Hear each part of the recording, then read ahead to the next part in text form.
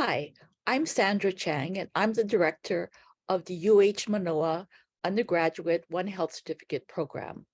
I'd like to invite you to listen to the webinar that follows to learn more about the program and how to apply. Thanks. So welcome everyone. We're so pleased to have a chance really to introduce all of you to the One Health Interdisciplinary Undergraduate Certificate, which is a new program that's admitting its first students in fall of 2023. And as you can see from this slide, it's a collaboration between 4 colleges and actually several other institutes of centers as well.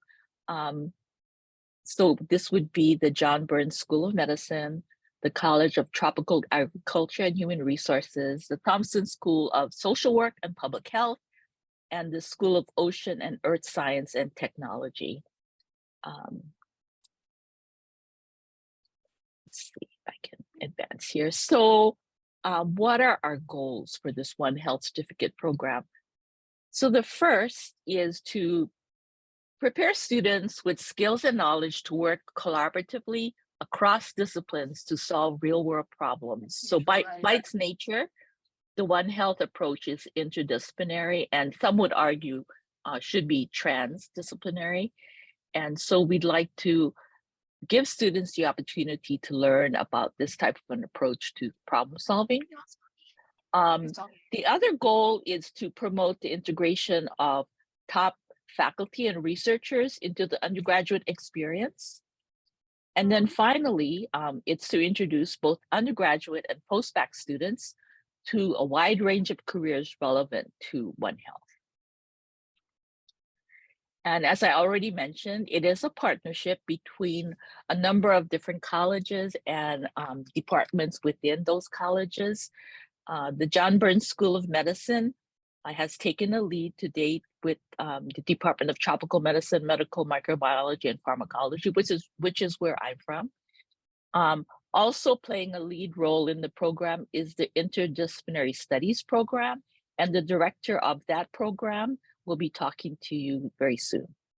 The leadership committee will consist of representatives of each of the participating units. And so as you can see here, there are a number of different departments in the School of Social Work and Public Health, Tropical Agriculture and Human Resources, and from the School of Ocean and Earth Science and Technology, as well as from CMAIKI, which is the Center for Microbiome Analysis through Island Knowledge and Investigation. Now, I would like to add, though, that while the programs above listed contributed to the development and implementation of the certificate program, we are very open to adding other units as partners as the program evolves and expands. Is there, let's see. Can't say. Someone is speaking. If you could mute your microphone, thank you. Okay, so there are 2 questions that I'd like to address at the outset, and that is, what is One Health and why should I get a certificate in One Health? And to do this, I'd like to go to our website just for a moment. And hopefully you can see our website here. Can you see it? Let's see. Yes.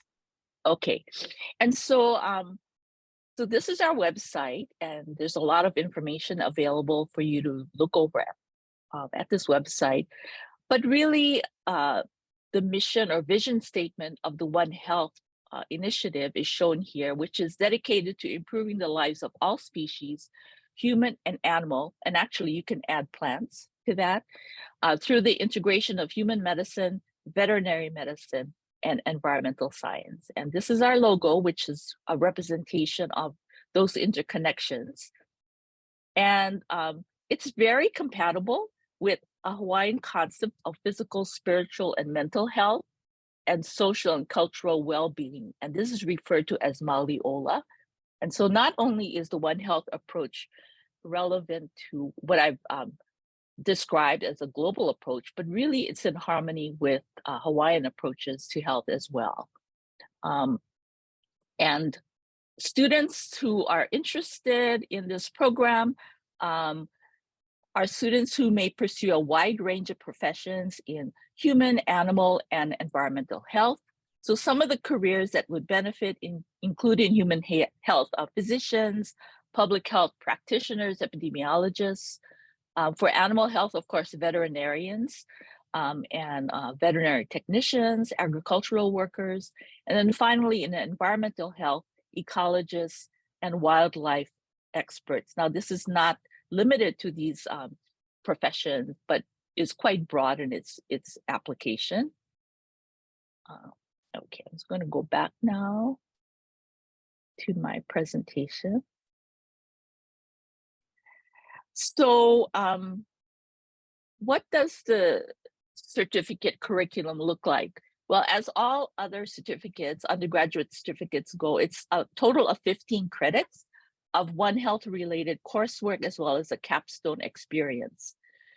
The coursework consists of an introductory course to One Health, as well as a One Health seminar and a One Health journal club, along with 2 approved One Health related elective courses.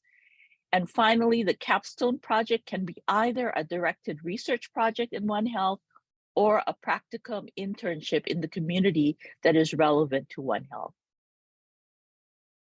And so this is just the description of the core courses for One Health. Dr. Perkle teaches the introduction to One Health, so she'll be telling you a bit more about that particular course. And I just want to mention that this is a summer course. And so those of you who are interested in pursuing the certificate should consider taking this course this summer if possible. And then the One Health Journal Club is being taught by faculty from CTAR and covers the discussion of One Health publications. And then the seminar is led by Dr. Medeiros from CMAICI. And this will be seminar presentations and discussions on topics related to One Health. And so these will be offered the journal club in the fall semester and the seminar in the spring semester. And then finally, these 2 capstone options, either a directed research course or a One Health practicum course. These elective courses that I mentioned need to be approved by the One Health certificate program and should be from 2 different UH departments. And that's really aligned with the interdisciplinary nature of the One Health approach. And we have a list of all of these electives on our website. For admission, we will be accepting students both in the fall and the spring. These students will have to have a GPA of 2.5 or better. Both undergraduates and post-baccalaureate students are eligible to enroll for the certificates, and any field, any major is eligible. As far as application documents go, we will require a copy of undergraduate transcripts, a CV or resume, 1 letter of recommendation, and then a Zoom interview by members of the admissions committee. The process for admissions is a little different for undergraduate versus post-baccalaureate students. For undergrads, it's pretty straightforward. We have an online REDCap application that you will need to fill out and upload your documents for admission. We will have a Zoom interview for eligible students, and students will be notified of their acceptance by email. Accepted students will need to meet with the interdisciplinary studies advisor as well as the One Health program director to chart their path forward for the certificate program. Post-baccalaureate students, in addition to what I've already described, need to apply to through UH Manoa admissions for admission into the university. Once they are admitted, then they can fill out the REDCap application similar to the undergraduate students, and the rest of the steps are exactly the same. So I just wanted to point out that there's a number of different research opportunities at Manoa at the various participating colleges and programs. And this will all be discussed in greater detail by representatives of each participating unit. And then finally, for those interested in doing a practicum, this can be done at a variety of different locations. These are just some examples. There are opportunities at the Honolulu Zoo. Another one is with the Hawaii Homeless Outreach and Medical Education or HOME project, as well as the other programs listed here. So that's kind of a summary of the certificate program itself and how to apply.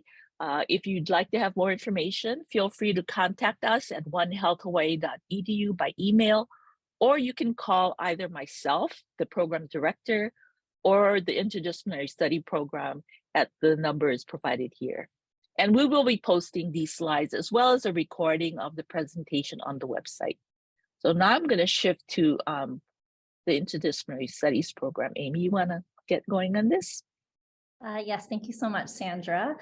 So as mentioned earlier, the Interdisciplinary Studies Office is going to serve as sort of the overseers of your journey through the One Health certificate. So in essence, we will be serving you as certificate students in regards to officially declaring the certificate so that it is a part of your transcript, it's on STAR. We will assist you in course registration, course overrides, approvals. If you are you receiving funding from financial aid, those kinds of verifications will come to the IS office. We can also assist you with learning support that you might need. And one of the most important parts is that we will verify the completion of your certificate in your last semester. It will be an official form that we will submit to the registrar's office. Go ahead and go to the next slide. This is kind of repeating of what I just said, but in more of a detailed steps that you would need to take. So as mentioned, after you apply, and if you are admitted to the program, you'll receive an email verifying that you've been accepted. And upon receiving that email, your next step is to reach out to our IS office to officially declare the certificate as a part of your academic journey, or if you're post-bac as the program that you're pursuing. You will also contact us to discuss sort of what those course selections will be for you if you're needing assistance to enroll and learning support. You will also, again, be contacting us with any kind of verification for your financial aid or scholarships, Pell Grants, types of things. And last but not least, that verifying your completion of the certificate at the end of your 5 classes, 15 credits of coursework. Next slide. Thank you. And then this is also just our contact information. Our website, our general email, along with my personal email, and our program coordinator, Erica. I also encourage you to follow us on Instagram. If you're on social media, we will be actively posting stories about One Health and even stories about your own journeys within the One Health program. IS is really excited to be a partner in this project, and we're really committed to you students that decide to pursue this certificate and sort of being there to support you and answer your questions and make sure that you're on track to complete the certificate in a timely manner that works within your other academic programs. Okay, thank you.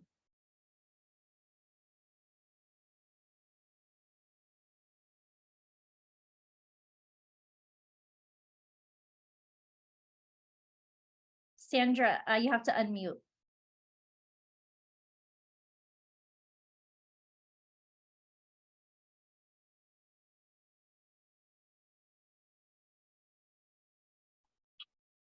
Okay, so now we're going to be moving on to some of the other programs that are participating in the certificate program. So I believe that, Matt, you have your own files to share, right? Okay, go ahead. Andrea, do you need to go first, right? Andrea, do you need to So, go first? I know That's your time okay. was. I have to go Are you- at 4, but I think we're punctual enough that it doesn't really matter. So go ahead, Matt. Okay.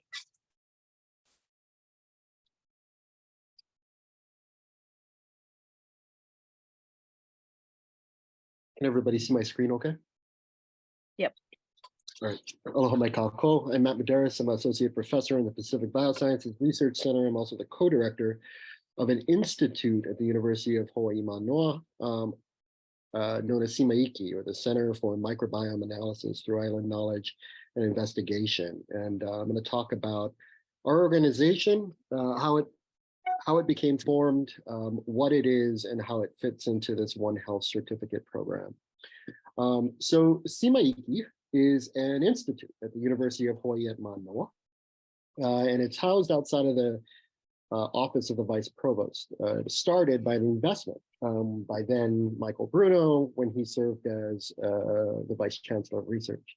And it's important to note that as an institute, we span across numerous colleges and schools at the University of Hawaii at Manoa system. So a lot of the capacity I'm going to discuss with you in this talk today is based on our partnerships with schools like SOAS, the College of Natural Sciences, CTAR, and JABSA.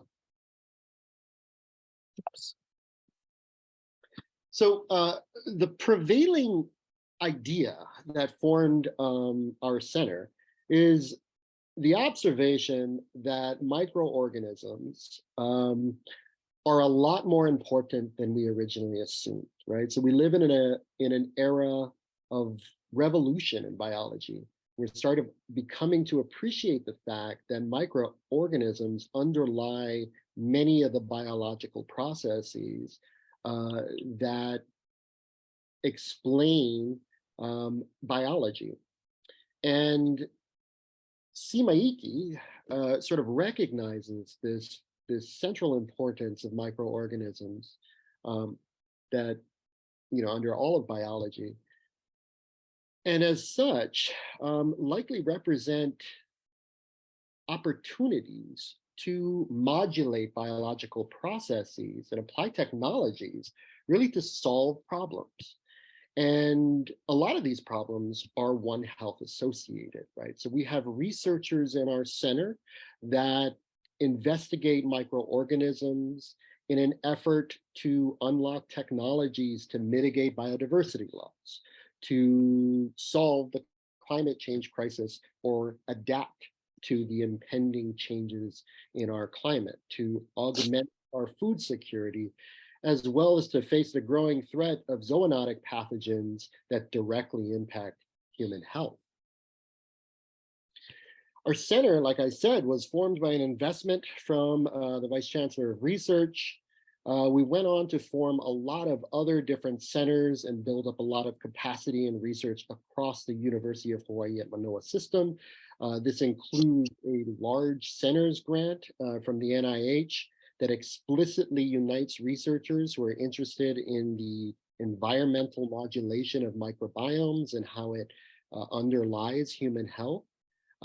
We have established the Keck Ecosystem Microbiome Observatory, which is a field station located in the Waimea Ahupua'a on the island of Oahu to study environmental microbiomes, and there are many links to environmental and human health.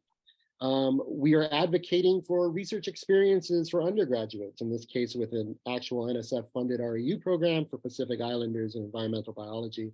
And our researchers, who are many, are funded by many grants through the NSF, NIH, USDA, and DoD. So what CIMAIKI has is a lot of research capacity, I think, at a central nexus topic to One Health, which is the role of microorganisms in the overall environmental health and its clear influence on human health. Our faculty are really what drive this home, right? So we are a consortium of faculty researchers who are united by this interest. And there's a couple of different sort of broad general fields that I could sort of compartmentalize some of our faculty into to help you understand the research capacity at CMAICI.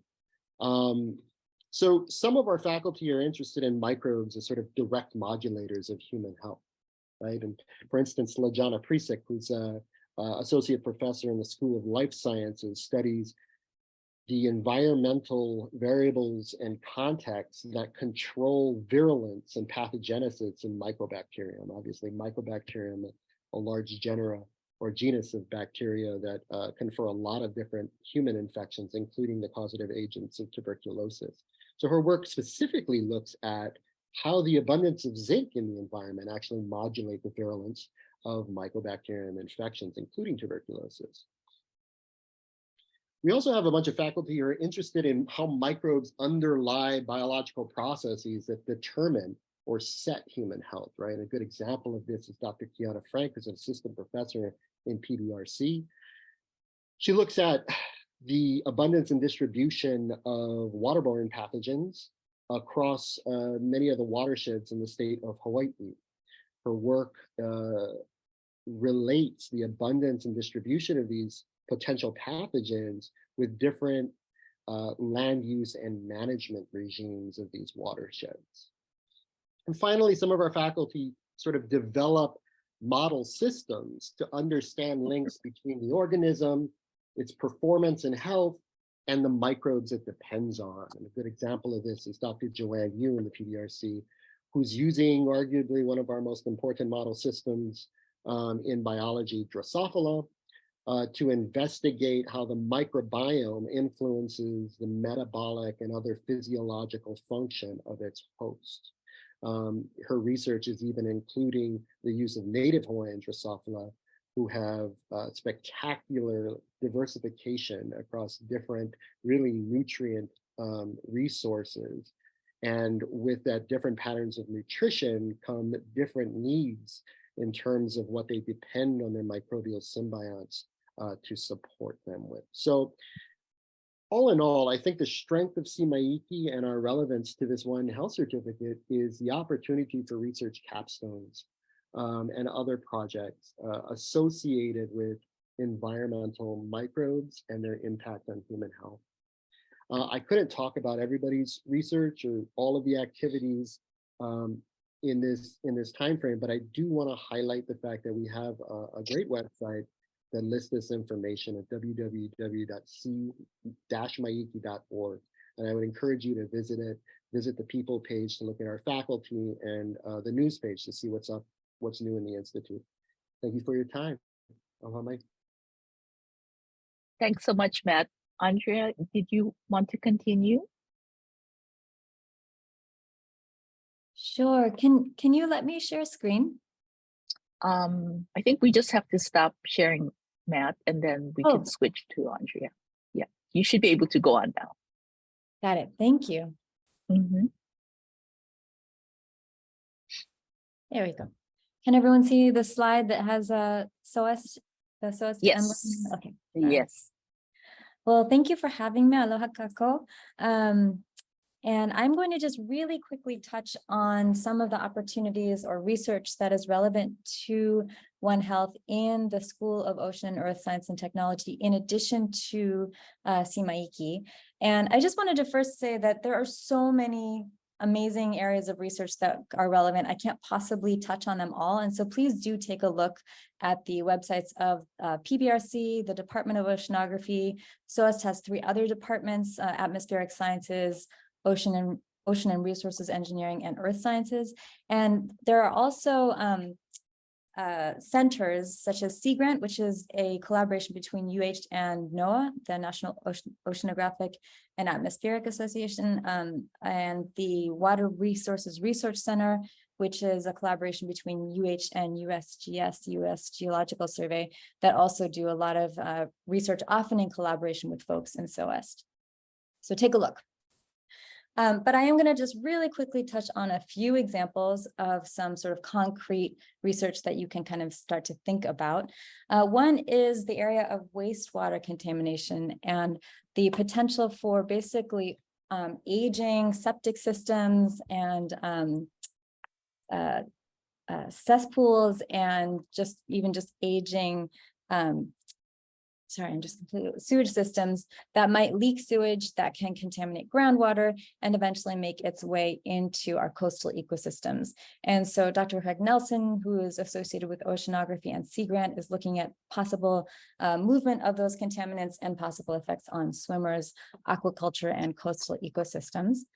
Also in oceanography, Drs. Greg Stewart and Kyle Edwards are looking at seasonality of pathogens in the Alawai Canal. Dr. Rosie Allegado, also in oceanography and split with Sea Grant, is looking at toxoplasmosis and the potential for feral cats to be spreading this disease and what impact it might have on watersheds and coastal ecosystems. In the area of health disparities, Dr. Heilani Cheng in PBRC and also Dr. Alika Maunakea, who's in JABSIM, so that his work will probably come up later, but they're both working on health disparities, and in particular, the effects of, or the roots of disparities in metabolic disorders such as diabetes and heart disease on Native Hawaiians. And then Dr. Matthew Medeiros, whom we just heard from, but who wasn't apparently going to toot his own horn. He and Dr. Robert Cowie have been working for several years on rat lungworm and its transmission and impacts in Hawaii. And then I've also been looking at pathogen microbiota interactions in wildlife. And then really quick, just wanted to point out again some of the broad collaborative efforts. Since the Red Hill fuel spill last year, there's been what's loosely called a Red Hill task force at UH that's largely led by WRRC, the Water Resources Research Center, that I mentioned earlier, but is collaborative with faculty across UH Manoa. So I'm just mentioning a few of these areas. One is the monitoring of contaminants in tap water. So looking at how some of these contaminants might be moving through tap water systems and also how they might be degrading. And that's work by Craig Nelson and Don Viviani. Don Viviani is actually at Leeward Community College, but is also very involved in this work.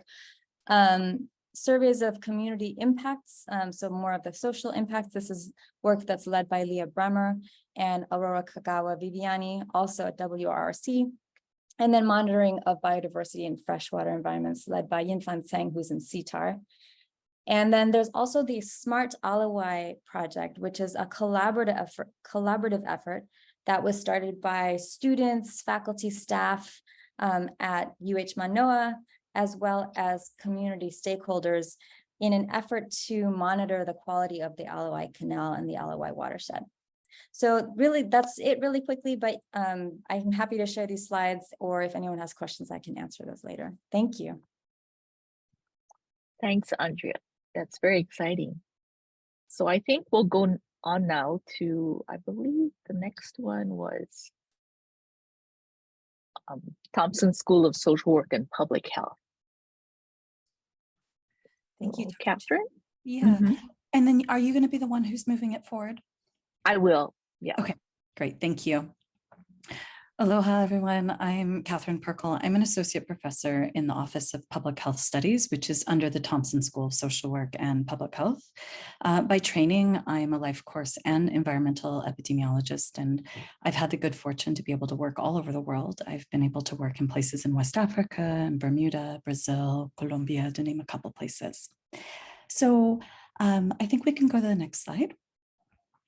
So I'm going to talk a little bit about some of the work that we've done in public health studies of relevance to the One Health certificate.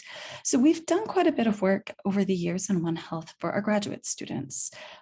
We've had courses that have discussed One Health, such as the Public Health Foundations course, Public Health 600, which usually I give the introduction to One Health in that course. We've also got Environmental Determinants Health, which is another course for our graduate students, and a number of research and practicum opportunities. But until recently, until the certificate was put in place, we really had limited opportunities for undergraduates. So we've been able through this certificate to really expand and give those opportunities. So the best example, or at least the example I'm going to talk to today, is this Public Health 411. So this is the introductory, so sorry, not 411, 441. This is the introduction to One Health, and this is the course that I give. So because this is sort of an introductory webinar into the certificate, what I really hope to do is give you a bit of idea about this introductory course, how it's going to be taught, what you can sort of expect. And then I'll tell you a little bit after that about some of the practicum and research opportunities that may be available in public health studies. So the history behind this course is it was first taught in the summer of 2020. It was taught in that form as a pilot course right as we were launching the One Health certificate. And it was sort of this experimental, let's see if we can make this work, and luckily it did.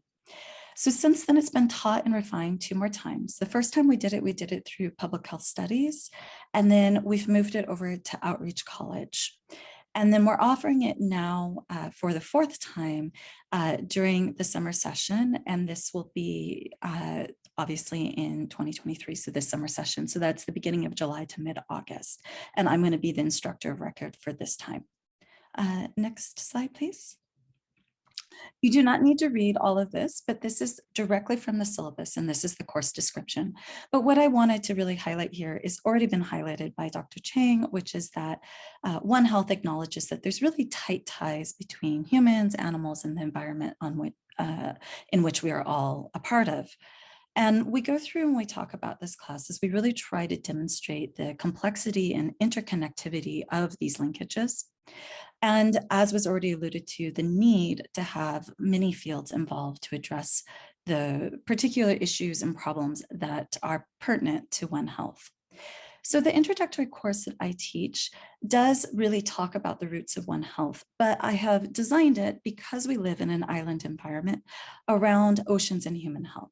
So I really try to use the lens of ocean and human health to demonstrate that interconnectivity between our environment, between animals and humans, to demonstrate the importance of interdisciplinarity and to illustrate many of the foundations that we see elsewhere in the One Health literature.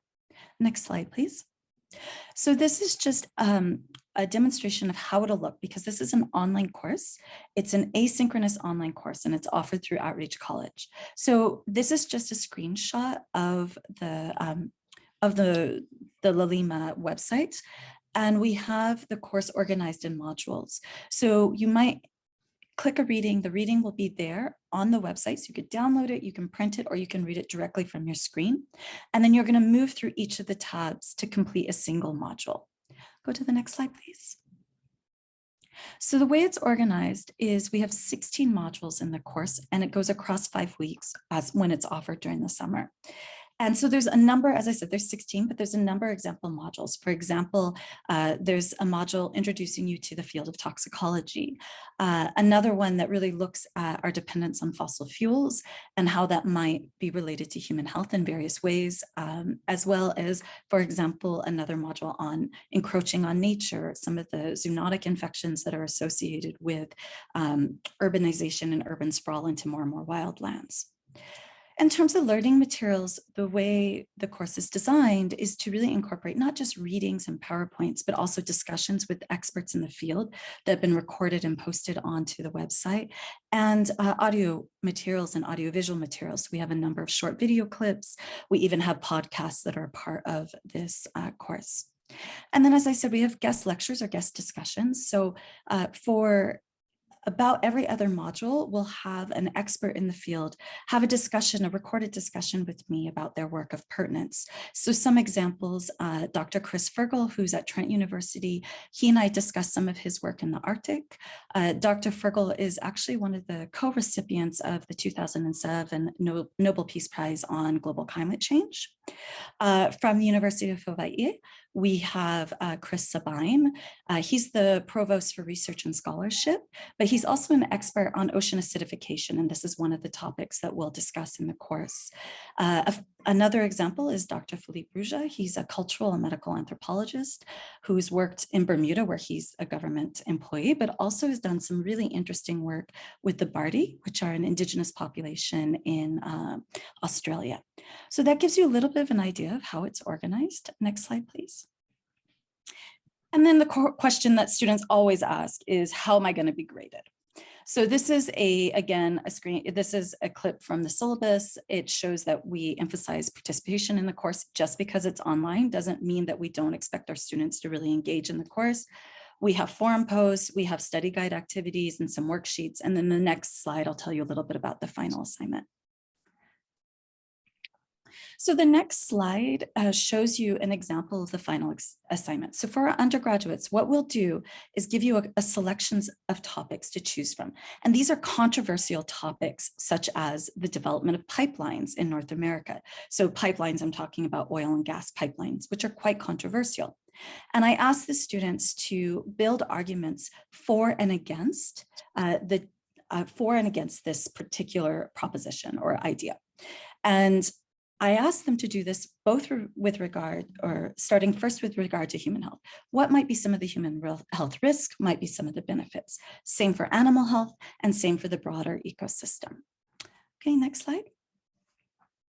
So that gives you an overview of that introductory class to One Health. And now I'm just going to tell you a little bit more about some of the individuals in our unit that are doing work that are related to One Health. So the first person I'm going to mention is Dr. Mapuano Antonio. She is in the Native Hawaiian Indigenous Health Specialization in Public Health, and she does a lot of work on food systems, food security, and Native Hawaiian health in particular. There's Jane Chung-Do, Dr. Jane Chung-Do. She's in the social behavioral health science specialization. She's also the co-director of our unit, and she's doing some really fascinating work on backyard aquaponics and wellness. There's Dr. Liu, who's in epidemiology, and he does work on toxins, virology, and marine compounds. Dr. Buchtal, so she's in social behavioral sciences, and she does work on social networks, diet, and income, and how that relates to food security. And then next slide. And then I do work on something called the Oceans and Human Health Initiative. Next slide. And my co-principal investigator is Dr. Lorinda Riley. So to really talk about how interdisciplinary some of these projects can be, I'm an epidemiologist by training.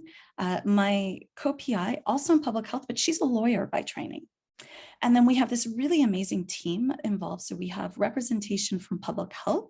So we have an undergraduate student, Kristen Lau, and then we have two graduate students, master's students, one in epidemiology, that's Lauren, another one in social behavioral sciences, that's Cade. Our co-investigator, however, is from the Hawaii Institute of Marine Biology, and that's Rachel Dax. We have another graduate student from social work, and then we have Jessica, who's from Hawaii Island and is one of our community representatives. So you can really see when it comes to One Health that you can have these very divergent, very diverse teams that can come together and collaborate on a single topic. Next slide, please. And you can, 2 more slides. And then if you're at all interested in some of the work I do food security work in the Arctic. We just recently had a major governmental report come out from a survey that was carried out in 2017, have done recently some work in the Marshall Islands, again, collaborating with the Hawaii Institute of Marine Biology and Sea Grant, some of the institutes that have been, some of the organizations and units that have been mentioned already in this presentation. And then next slide. And then just sort of as a final slide, we have a bachelor's program in public health, and we already have a capstone option through this public health program. And I could quite clearly see many similar opportunities for students who might want to have might want to work with somebody in public health to do their capstone. So some of the things our students do are policy analyses. They create communication materials. We had some students during the during the height of the COVID pandemic doing TikTok videos to help educate our younger folks in our population, and we're doing it in multiple languages, in Marshallese and Tagalog, etc. We have students engaged in literature review. They will sometimes do descriptive statistical analyses, visualizations, and in some cases, it's not often data collection, but Kristen, who is on our team, has been very active in the data collection in our Oceans and Human Health Initiative. So that gives you a little bit of an introduction of some of what we're doing in public health, and in particular of that course 441, Introduction to Public Health. Thank you. Thanks so much. Now we'll move on to CTAR. Janae. Yeah, sorry, I forgot to unmute myself. Um, Okay. okay, and do you mind just going through the slides for me? Because actually that's great. Yes, My it's fine. PowerPoint crashed. Yeah, and my Google Slides version doesn't look nearly as nice. Okay, so hi everyone. My name is Janae O'Dani, and I'm the Extension Veterinarian for CTAR. I'm in the Department of Human Nutrition, Food, and Animal Sciences. So I feel like, especially just even in my one department, we definitely embrace One Health principles. Next slide, please. During the pandemic, our college actually embarked on strategic planning and positioning, and it was a lot of work.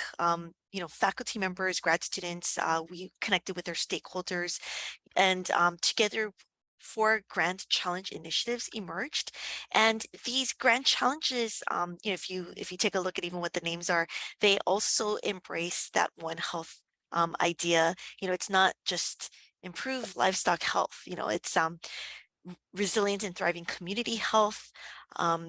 The part where maybe animal scientists plays the most role in would be the vibrant tropical and Pacific Island agriculture and food security. We do work with ecosystem health, and importantly, we also focus on workforce and economic development, and that's largely where our human resources department comes into play. Next, please. So within CTAR, we have 6 departments: Family and Consumer Sciences, Human Nutrition, Food and Animal Sciences. We have MBBE, Natural Resource and Environmental Management, and all of the departments, except for the Family and Consumer Sciences, had courses that we felt already were relevant to One Health and could serve as electives. And I'll talk a little bit about the role that Family Consumer Sciences plays in a little bit. Next slide, please. And so over the next slides, really all I'm going to do is kind of go through the different courses that we offer. So in human nutrition, food and animal sciences, in the animal side, lots of courses talking specifically about animals and animal diseases. I teach that course, and I do focus a lot on diseases of either public health importance because they're zoonotic, and also diseases of economic importance because they can really affect nations and other policies. And we do also have some courses that specifically address the role that animals play in humans and society. And then for the food safety and human nutrition side, clearly they're focusing there on the role that food and nutrition plays with human health. Next slide. Natural resources and environmental management, that's a department that also really embraces the One Health initiative. They have, just 2 courses there, but they really just in and of themselves, have a lot of courses that deal with the environment and how we manage it, we as humans. And also as part of that environment, they do include wildlife and, so plants and animals. Next slide, please. And then I'm kind of combining PEPS and TPSS here. They're going to be combined in the future into one major called Tropical Agriculture and the Environment. And this is where, many of the courses that specifically focus on plants, plant pathogens, plant diseases, the soil that supports that plant health, medical and urban entomology, environmental laws, a great diversity in courses are offered, really reflecting the expertise and interests of our faculty. Next slide. Okay, so then in the next couple of slides, I'm going to talk about some specific educational opportunities that do exist in our college. So the first is a big one in PEPS. We have a team that's been awarded a NIFA award for biosecurity education. It's a multi-organization initiative with UH Manoa, Leeward Community College, and Oklahoma State University being involved. And this program will focus on Native Hawaiian and Pacific Islanders, tribal Native Americans, and really trying to build the workforce starting at the high school level, working through the community college system, 4-year undergraduate systems, and culminating with graduate student development as well. Next slide. Similarly, within HenFest, our food science team, they recently were awarded a National Needs Fellowship Program Award, and similarly, focusing on students with Native Hawaiian, Native American, Alaska Native backgrounds, groups that are traditionally underserved in the area of food science. They are going to be recruiting 6 graduate students, and they're it's a really exciting program that they're developing. Next slide. Okay, probably the one that I'm most excited about is the transdisciplinary course that many faculty in CTAR got together and created, and it's going to involve ultimately all of the programs in CTAR. And actually, it was Dr. Lee with the FCS department that really pioneered this and got this whole thing going. We're going to focus on teaching some epistemology, really getting our students to examine where do they get their knowledge from. And then we're going to do, a fairly quick interdisciplinary review. You can see in CTAR, we, have a lot of diverse perspectives that may be complementary, may not be with each other. And then the part that that I'm really excited about is that we're going to then ask our students to transcend those disciplines, the interdisciplinary, work that we already do, to try to address these really complex real world problems that we have, specifically in food security, sustainability of natural resources, human and animal health. And we're going to be incorporating a series of case studies. And at the end, the students are going to work in groups and pick one. And we envision this course hopefully working like a capstone course for the major. So again, we did just kind of put this course together. We're going to roll it out, I believe, in the spring as a pilot. And some other projects that we're doing. So we are incorporating mindfulness with animal-assisted intervention to improve student well-being. We're going to have a pilot for each program, which is, outreach to students, high school level and below. There's a vet science camp that we're also going to try to introduce that into as well. And I don't have a pretty slide, I'm sorry, with all of our faculty members. We kind of have a lot, but many of them do work with zoonotic diseases, animal diseases, that can be transmitted to humans, emerging pathogens, whether animal or plant pathogens, specifically trying to develop diagnostic tests so that we can better deal with these threats, food safety, dealing with issues of soil health, carbon sequestration, and the issues of climate. And I'll let you read the rest of the list, but we do have a lot of faculty members that are engaged in specific areas related to One Health. Frequently will support undergraduate research, whether through Europe or through capstone projects, or even projects that are funded by the faculty member themselves. And I think that was my last slide. Okay, great. Thanks so much, Danae. Very exciting programs. I think all the colleges have so much to offer. The last one is going to be the School of Medicine. Hi, everyone. I guess I'm following the pack here. So I'm Jordan McMillan. I'm an instructor in the Department of Tropical Medicine at JABSOM, which is the School of Medicine down in Kaka'ako. I'm just going to give a little overview of some of the One Health opportunities, like research and courses that we're involved with. So next slide. So as you may remember from the beginning, we were talking about coursework. There's 15 courses or 15 credits included in the coursework, and then a bunch of electives that you may choose from. 3 of the electives are actually in the Department of Tropical Medicine. We have Tropical Medicine, TRMD 350, TRMD / Interdisciplinary Studies. This is a pandemic preparedness and response, a One Health case study of COVID-19. We have TropMed 431, which is a medical parasitology course. And then there's TropMed 441, which is international health disparities. I want to talk a little bit about TropMed Interdisciplinary Studies 350, because this is a new course that focuses on pandemic preparedness. So if we can go to the next slide. So as you may have guessed, this course was developed during the pandemic as a result of the pandemic, and as a result of us realizing that we are not so prepared.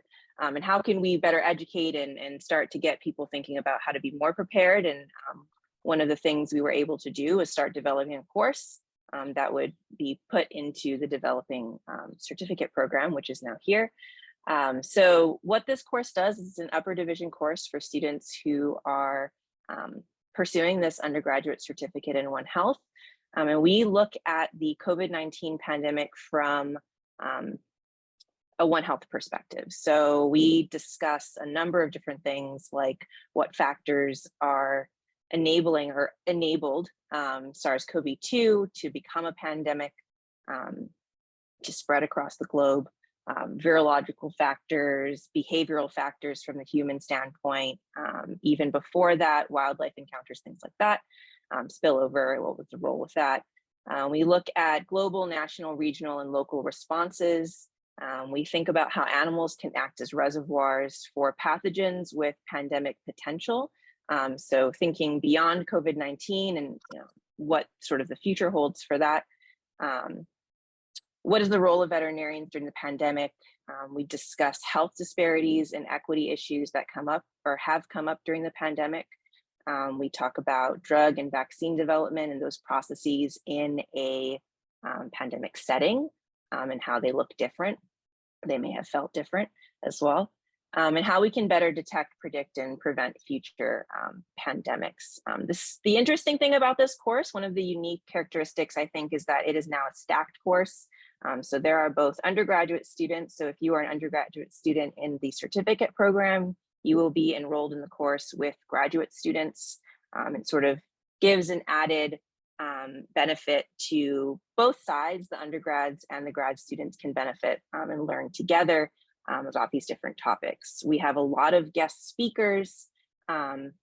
If you're interested in learning more about the course, it's in the fall, so we're getting ready to run it for I believe it's the 4th time this fall. It has run 3 times previously. So we've revised and adapted, and as the pandemic has progressed, I'm kind of coming over the hump here, the course has evolved as well. And so as we sort of move past the COVID-19 pandemic, we can start to evolve and adapt the course as well there. Yeah, so there's more information. If there's any questions about the course, feel free to contact myself. Some other One Health research that's kind of housed at JABSM, and this is not all inclusive by any means, but we have some individuals working on neuroangiostrongylosis, looking at it from sort of the clinical perspective and how it is a real diagnostic challenge, toxoplasmosis in humans and Hawaiian monk seals. We also have some individuals working on non-tuberculous mycobacteria and their sort of reservoir potential in feral pigs here on the island, and sort of what the clinical significance of that is. And then some other research topics, including looking at SARS-CoV-2 variants on the islands, therapeutics for envenomation, some other flavivirus, serological diagnostics. There's a lot of different research that is going on, all of which, if you go back to the One Health website, you can take a look at some of that is posted there. Move to the next slide. We also have some research opportunities for undergraduate students, specifically the MARC program and the MHERT program. So MARC is maximizing access to research careers at the University of Hawaii Manoa. This is a 2-year training plan for typically juniors and seniors, but you really just have to have 2 years left in your academic journey. It is a research training program for those who are underrepresented in the sciences. And then we have MHERT, which is the Minority Health Research Training Program in Health Disparities, which is also an undergraduate research training program that focuses on a number of different types of research in infectious disease, global health, also community-based participatory research as well there. So if you are interested in learning about any of that any further, please contact myself and Jordan McMillan, or you can contact Dr. Chang as well. Thanks. Thanks, Jordan. I'm going to stop sharing my screen, and I just wanted to emphasize that several people already mentioned, research training programs and opportunities. Many of them are extramurally funded, from NIH and different programs. There are also funded projects through the UROP, which is the University of Hawaii Research Opportunities Program.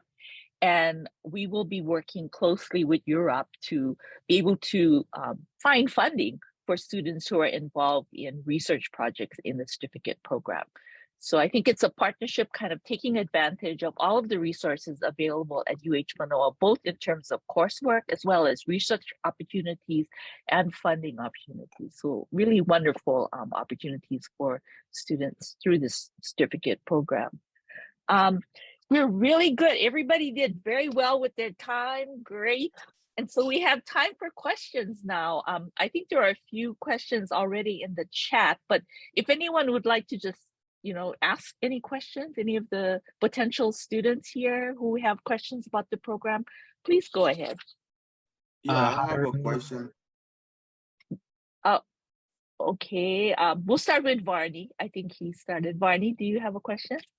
Yeah, so I'm Varney, a PhD student at Trap Med.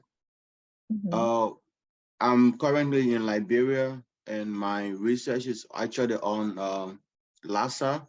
So I work extensively on rabies, which is one of the major zoonotic diseases affecting low-income country. So experience from the rabies, Lassa response, using a One Health approach just drew my attention to this entire One Health idea. So I listened to all the the presentations are very good. The certificate course is rich enough, but my concern has to do with how are these students going to be able to interact with each other? So the One Health is very good on the paper whatsoever. I saw the research, One Health research have been done in almost every department, but how can this be a holistic approach? For example, is there a disease that all these students will be able to respond to as a One Health approach? Are the veterinarian actually talking to even within the public health sector? There is a vet epidemiologist and there is a human epidemiologist. So there are slight differences between these two epidemiologists, but are they talking to one another? Are these students going to have a single disease that they will be able to respond to? Like, for example, Toxoplasma and Gondii, right? Okay, Barney, maybe you can let me respond to some of your questions, because I think they're interesting questions. And I believe that the seminar course is going to really be a wonderful opportunity for us to bring students from different disciplines together to discuss their research and really have more of a One Health approach towards tackling problems. I understand your concern that, people can be very siloed and they may not have a chance to interact, but I think the whole focus of this program is to bring people together in the journal clubs as well as the seminars, and to give them an opportunity to talk to people in different disciplines. So hopefully that partially answers your question. So, but thank you very much for bringing that up, Barney. Thank you. Okay. And I think Clyde's had a question that he also wanted to ask. Okay. Hi, everyone. Nice to meet you guys. I guess my question relates to the capstone project, or choosing between the capstone project. I was wondering, does a capstone project have to relate to a local issue that focuses on the lens of One Health, or can it be a global issue? I think it could be either. It depends on the focus of your mentor. So, we do have faculty who work on local issues, as well as people who work on global health. And I think depending on which mentor you might have, you could do either. Yeah. Got it. So, and if students chose to do the practicum or like an internship, how are they going to be evaluated based on their grades? Are they going to be? Okay. Yeah. So once a student gets into the program and decides to do a practicum, the practicum course has a syllabus with all of that spelled out. I didn't really want to go into it in detail, but we do have, it is an approved course, and it has a syllabus and it has an assessment. So just briefly, for the practicum, students are going to have to maintain weekly logs of their practicum activities.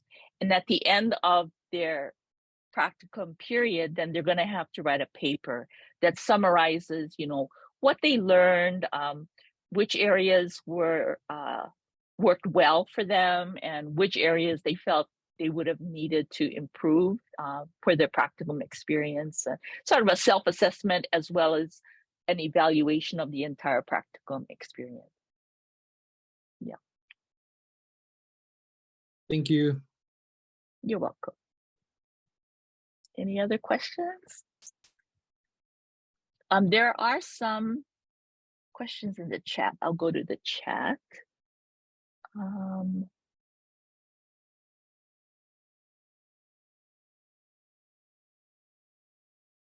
Yeah, so there's some logistic issues, and that's why I brought up the fact that the One Health course that was described by Dr. Perkle is a summer course. So you do need to plan very carefully about when you enroll in the program and when you can take that particular course. Hopefully it'll work out. Let's see. Do you have to be in an undergraduate or graduate program?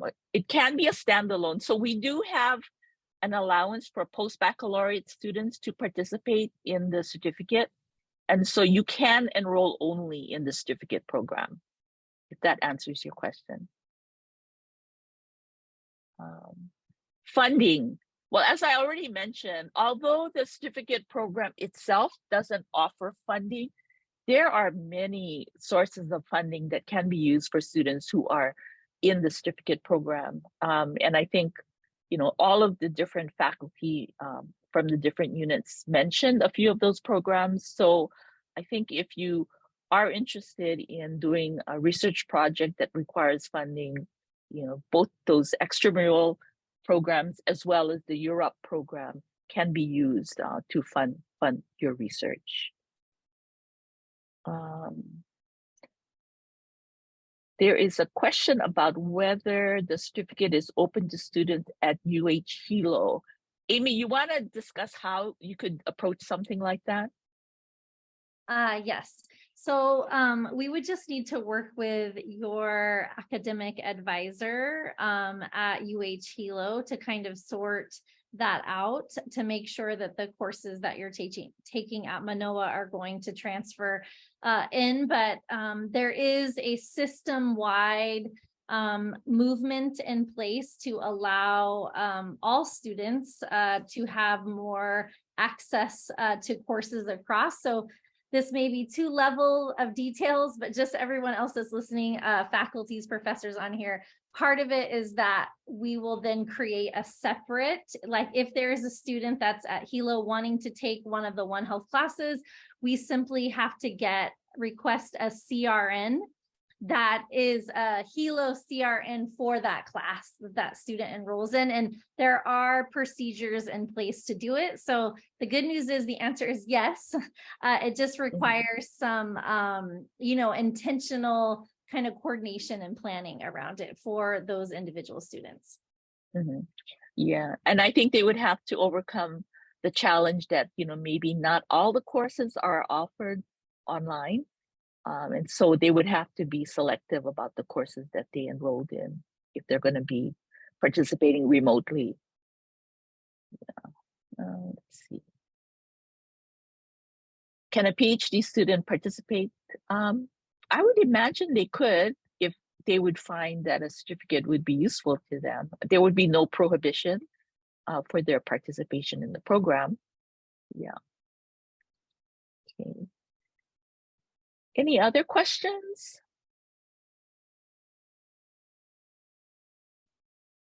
So I'm really pleased to see, you know, how many people have joined us, and I'm kind of hoping that you reach out to our program and meet with us.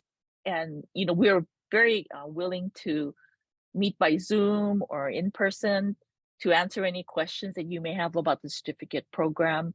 And certainly the interdisciplinary studies program would probably be accessible as well. So please feel free to contact us and let us know, you know, your interests, and we'll work with the other faculty in the various programs to try to find projects that may fit your own interests. So I think that's going to be the challenge. And that's part of the reason why we have the interview process, because very early on, we would like to identify students' interests in order to place them in an appropriate either research program or a practicum program so they can complete their capstone project.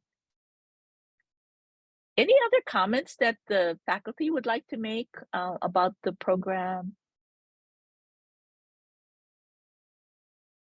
I was just really impressed at how everyone just did everything on time. We had no problem with running out of time. So that was great. Let's see. Yeah, I don't see any other questions in the chat. So if there are no other questions from those attending, I'd like to thank everyone for spending your time with us, both the faculty and the students, and we look forward to hearing from you in the near future. Okay, bye everyone.